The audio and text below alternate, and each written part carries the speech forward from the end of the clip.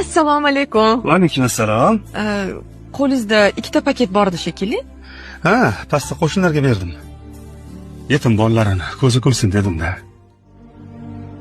Shu yetimlarni ham sizdan boshqa boqadiganlari bormi ekan? Biz kimmiz? Gunohkor banda.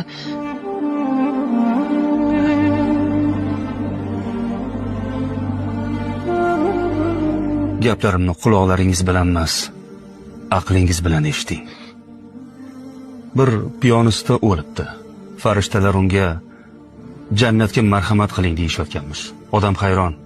Axir men bir piyonista bo'lgan bo'lsam, qanaqa jannat? Biron yaxshi ishim yo'q edi. Biz ham so'radik. Bu odamni jannatga kirgizadigan nima yaxshi ishi bor edi? Bizga aytildiki, bir kun rosa ichibsan. Oyoqda tura olmaydigan darajada mast ekansan va yiqilib tushibsan. Keyin hamma yog'ing loy holatda zo'rg'a o'rningdan turibsan. Yolg'iz o'tirgan yetim bolaga ko'zing tushibdi. Uni boshini silab, yo'lingda davom etibsan. Odam yig'lab boribdi. Eslayman o'sha paytni.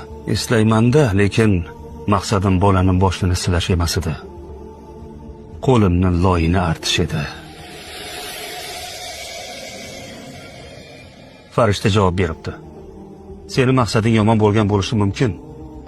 Lekin sen o'zing istamagan holda Robbimni bir yetim bandasini ko'zini kulishiga sababchi bo'lding. Shu sababli afv etilding.